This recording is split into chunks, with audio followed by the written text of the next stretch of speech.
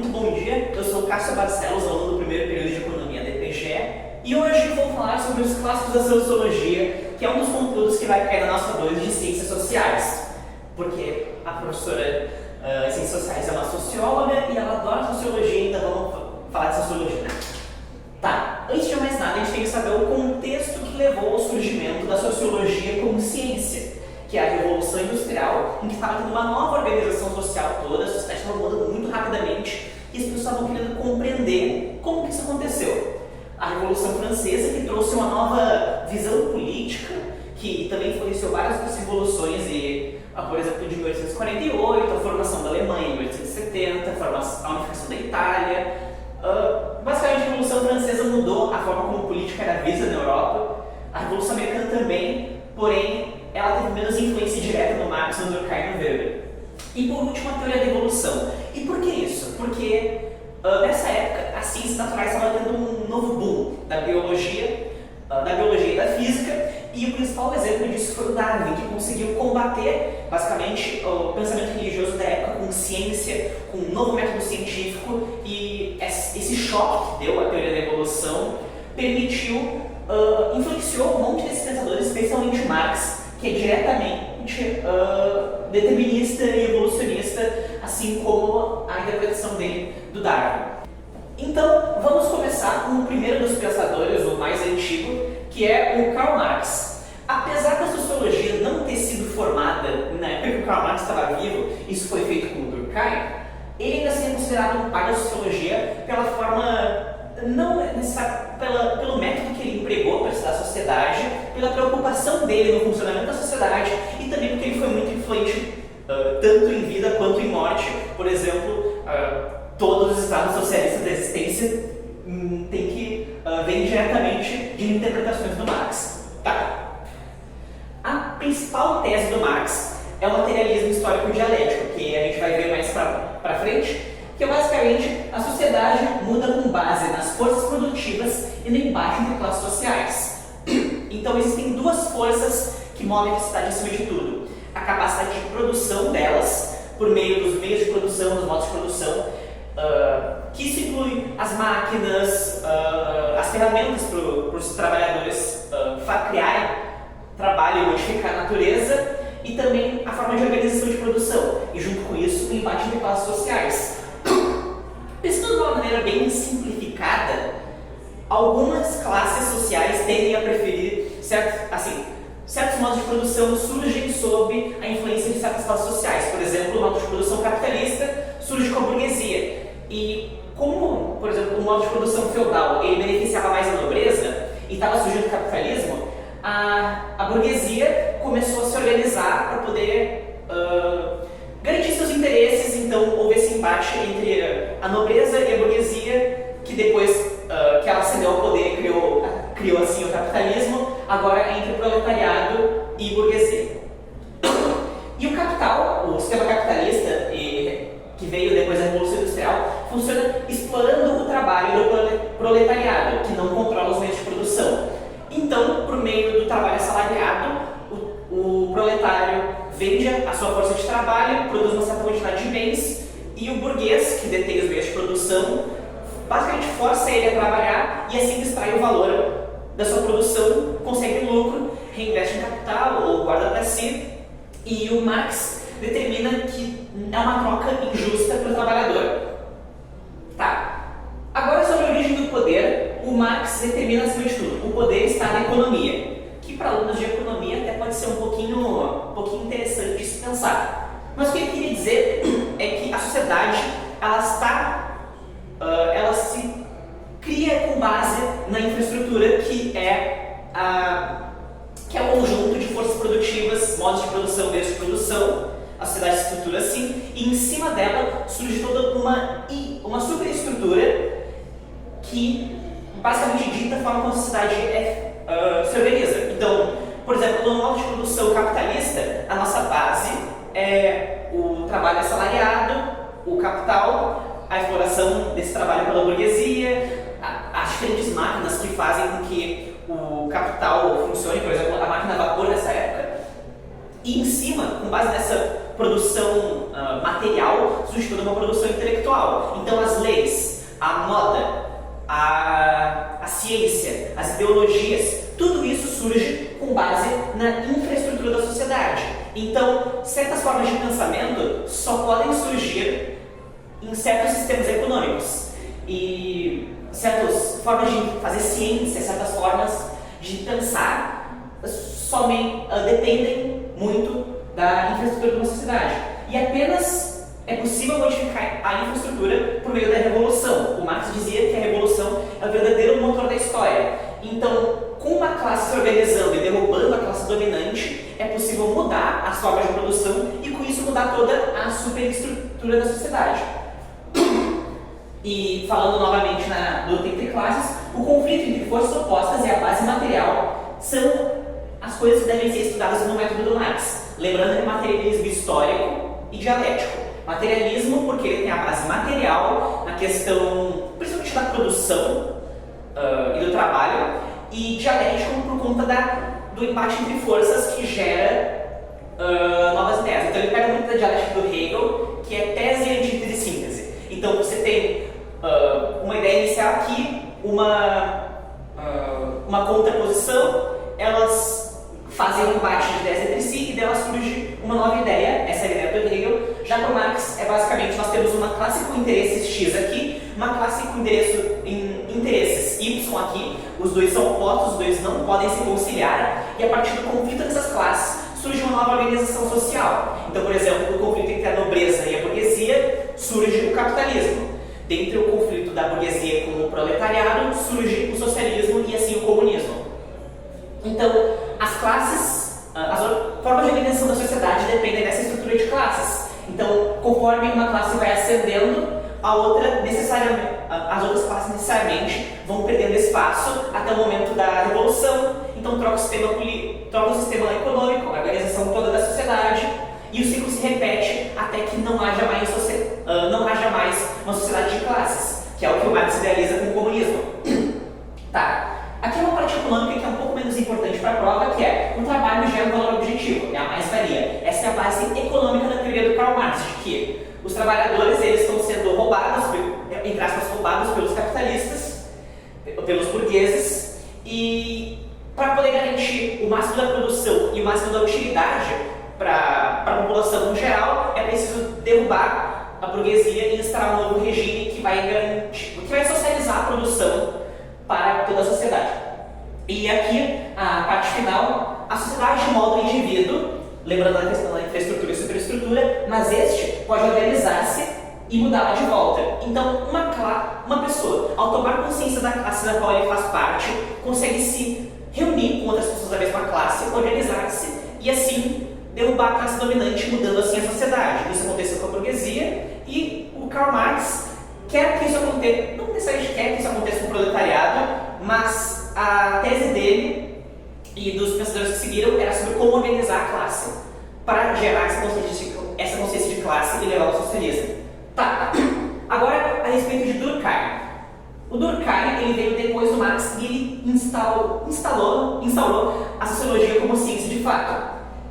Ele determina que cada sociedade se organiza em torno de conexões, laços entre a pessoa e o todo. Porque o indivíduo ele não pode ficar isolado, tem que ter uma sociedade para mantê-lo. Tem que ter uma sociedade depende dos indivíduos. Os indivíduos eles não podem ficar isolados, então tem que ter algum tipo de conexão entre o indivíduo, a sociedade e os outros indivíduos para que tudo funcione. E ele determina esses laços como solidariedade. A solidariedade mecânica e orgânica. A solidariedade mecânica é a conexão direta entre o indivíduo e a sociedade. A sociedade ela impõe-se em cima do indivíduo e isso surge em comunidades e sociedades que são menos desenvolvidas, por assim dizer, que não chegaram ao nível de divisão do trabalho que é presente na Revolução Industrial. Nesse sentido, há uma questão coletiva muito importante. O indivíduo não se vê como indivíduo, ele se vê como parte do grupo. E o grupo exerce uma influência direta em cima do indivíduo e assim o molda. Então a gente pode pegar, por exemplo, clãs, famílias, até mesmo sociedades até mesmo os feudos, por exemplo, em que o nobre influenciava diretamente no indivíduo, ele não se via muito como indivíduo, apenas cumpria sua função e tudo mais. Mas conforme a Revolução Industrial foi acontecendo e houve uma divisão maior do trabalho, cada pessoa passou a depender de outra. Por exemplo, vamos pegar como exemplo o Fordismo, em que um trabalhador faz uma parte, outro trabalhador faz outra parte, outro trabalhador faz outra parte, e todos eles precisam trabalhar em conjunto para produzir um carro ou algum objeto qualquer.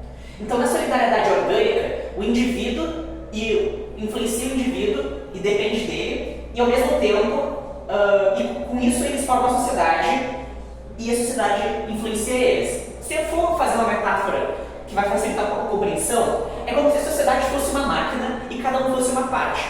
A parte precisa do todo e o todo precisa da parte. E conforme a sociedade vai se desenvolvendo, vai se tornando mais industrial, a dependência entre os indivíduos torna-se muito maior. No teu corpo, por exemplo, não pode tirar o fígado e esperar que ele funcione. Precisa de todas as partes juntas. E o fígado depende, por exemplo, do coração, do pulmão, etc. Tudo depende de tudo. O Durkheim, ele estabelece como fonte do poder os fatos sociais. E a sociedade é um conjunto destes. O que são os... vou falar mais tarde o que são os fatos sociais. Os fatos sociais influenciam o indivíduo, coagindo ele. E a sociedade é um conjunto desses, e como um conjunto de fatos sociais, ela exerce poder em cima do indivíduo. Então, o poder que a sociedade tem de influenciar a pessoa vem do fato dela ser um conjunto de fatos sociais. E ela é uma expressão da consciência comum, que é diferente da individual. O que isso quer dizer? O Durkheim tem um exemplo muito interessante que é: você pega um homem, ele pode ser sensato, pode pensar coisa X, mas no momento que tu bota ele no meio de uma multidão, ele vai pensar diferente. É o efeito manada, como se diz. Então a consciência comum forma a sociedade. O conjunto de questões culturais, questões ideológicas, questões organizacionais, tudo faz parte dessa consciência comum e dessa forma molda a sociedade e a sociedade molda o indivíduo. Só que a sociedade é um conjunto de fatos sociais. O que são fatos sociais? Tá, fato social é o objeto de estudo da sociologia. O Durkheim determina que a sociologia só pode ser ciência se ela tiver um objeto de estudo próprio diferente das demais. E esse é o fato social. Os fatos sociais é um fenômeno externo, anterior e coercitivo. O que isso quer dizer? Fato social, ele independe do indivíduo. Ele existe separado de qualquer opinião pessoal. Ele é anterior ao indivíduo no sentido de que ele veio antes de nossa consciência poder determinar. Por exemplo, de onde vêm as leis? As leis são fatos sociais, porque elas independem da nossa vontade. Assim, se eu matar alguém não vai deixar de ser crime, mesmo que eu acho que seja injusto. Eles são anteriores ao indivíduo, as leis estão aí há muito tempo, que a gente nem consegue imaginar direito, e eles são coercitivos. Apesar de eu não gostar de uma lei, eu ainda sou influenciado por ela para funcionar em sociedade. Seja conscientemente, eu pensando, eu não posso matar esse cara porque senão eu vou ser preso, como inconscientemente, porque as leis, elas ajudam a formar a nossa moral. A nossa educação desde cedo inclui certos fatores que, de tanto serem repetidos, tornam-se senso comum. Por exemplo, roupas são fato social. Você pode pensar, só que as roupas não são coercitivas, eu me sinto influenciado pelas roupas. Mas a forma como você se veste é uma expressão pessoal. E você ficar pelado e sair na rua, provavelmente vai ter várias pessoas olhando de forma constrangedora para ti. Então o constrangimento é uma das primeiras formas de lei, de repressão, que depois vai evoluindo para lei. Tá. Como eu falei, a sociedade é mais do que a soma das partes. Ela é o todo, é uma máquina em que cada parte depende das demais. O indivíduo, ele exerce uma função específica devido à divisão social do trabalho, e dessa forma ele desenvolve a consciência de indivíduo, porque eu, preenchendo um nicho, percebo que eu sou feito para aquilo, então começo a tomar consciência de mim, e ao mesmo tempo eu influencio outros indivíduos e eu ajudo a construir a sociedade como um todo. Por isso surge aquela dependência. E o Durkheim determina que a sociedade que molda o indivíduo, e esse tem que viver com isso. Então, mesmo que tu não goste das leis, tu tem que respeitá-las. E teu comportamento é influenciado diretamente pelas leis do lugar onde tu vive. Tá. E por fim nós temos Weber. O Weber, ele determina a formação da sociedade como consequência das ações sociais. As ações sociais são basicamente comportamentos dotados de significado que os indivíduos exercem entre si e à sua volta. São basicamente as coisas que o indivíduo faz que tem sentido. E elas são os veículos de mudança da sociedade. Todos somos atores sociais. Todos nós agimos de certa forma e desse jeito nós moldamos o ambiente à nossa volta e assim a sociedade como um todo. O Weber diz que a sociedade industrial vem também da tecnologia, da revolução industrial, da máquina a vapor, mas principalmente da questão cultural, que vem das ações sociais inspiradas por presenças religiosas. A principal obra dele, a mais famosa, é a Ética Protestante e Espírito do Capitalismo, que diz que os presentes religiosos, a questão cultural, fez com que certos indivíduos agissem socialmente de certa forma e assim, depois de muito tempo, levou à acumulação primitiva de capital e assim ao capitalismo no geral, com base na semente cultural que implantou o sistema inteiro de organização da sociedade. E a Revolução Industrial também levou a uma racionalização da sociedade. A sociedade tornou-se cada vez mais racional, mais científica, para poder tornar mais eficiente o seu controle. E dessa forma, ela exerce muito mais dominação sobre o indivíduo do que nos tempos passados. Tá. Para o Weber, o poder surge das ações sociais. Como elas exercem uma força à sua volta, uma massa agindo socialmente muda constantemente a sociedade. Então pensa, eu agindo de certa forma influencio a minha casa, influencio meus amigos, influencio meu bairro, mas todo mundo agindo ao mesmo tempo cria um monte de mudanças que são imprevisíveis. E dessa forma a sociedade toda vai mudando. Porém, se todo mundo molda a sociedade, todo mundo vai mudando as coisas ao mesmo tempo, por que algumas instituições, algumas questões são tão duradouras? Pois bem, as instituições elas se mantêm no poder, impondo as suas ações sociais sobre os outros. Elas agem socialmente em cima das outras pessoas e dessa forma mantêm elas controladas, por assim dizer. De outra forma, elas exercem uma dominação. Dominação é quando você usa o seu poder, que está em todas as suas ações, sobre o indivíduo contra a sua vontade. Então, os tipos de dominação são racional, tradicional e carismática. São os tipos ideais de dominação, segundo Weber. A racional é racional legal, basicamente significa a influência das leis sobre o indivíduo. A tradicional é o benefício é o valor da tradição, ou seja, está assim desde sempre, então eu vou respeitar. E a carismática é quando um indivíduo tem tanto poder carismático de fala que ele consegue te convencer que as ações sociais dele são superiores às suas. Então, tomando um exemplo, racional legal é o aparato do Estado de leis que impõe para a gente certos tipos de comportamento, assim conversa com o Durkheim e assim conversa com o Marx também. A tradicional, por exemplo, a religião ou os laços de nobreza que dominavam o feudalismo, que é assim desde sempre, então eu vou respeitar. E a carismática são os líderes populistas, que eles fazem com que teu coração bata tão forte que você não pode fazer nada a não ser votar neles. Tá. Para o Max Weber, o método de estudo da sociologia deve ser o tipo ideal. O que é o tipo ideal? O tipo ideal é um estereótipo de um certo fenômeno, de um certo grupo social, que pega os traços nítidos e característicos desse grupo e foca neles, tirando as diferenças entre cada pessoa desse grupo. Então, por exemplo, eu vou falar do feudalismo. Eu vou pegar as características que eu digo ser do feudalismo e assim estudar as relações de causa e consequência. Então, existe feudalismo no Japão, na França, na Itália, no leste europeu, todas essas formas diferentes, só que eu vou pegar somente as características que mais importam para estudar e assim determinar a forma como isso transformou a sociedade, como se influenciou os indivíduos, etc. Então, um pensador com o método weberiano pode tirar conclusões diferentes dos mesmos comportamentos se ele fizer um tipo ideal diferente de um certo grupo. É um método de estudo específico que ajuda em traçar causa e consequência, pelo menos segundo ele. Tá.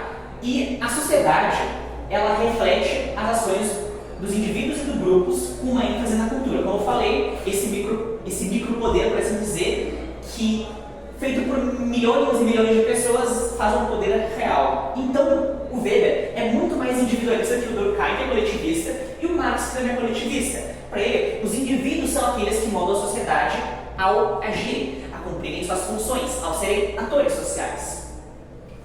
Tá. Esses aqui são os fatos principais a serem conhecidos do Marx, do Durkheim e do Weber. Ou seja, como eles explicam a formação da sociedade industrial e como ela funciona atualmente, a natureza do poder e também o método de estudo sociológico, que eu marquei aqui com divisões verdes para ficar bem bonitinho. Esse é o conteúdo que caiu em provas anteriores de ciências sociais e também no ensino médio, porque esse conteúdo é basicamente ensino médio. Então aqui está o quadro inteiro de Marx, Durkheim e Weber.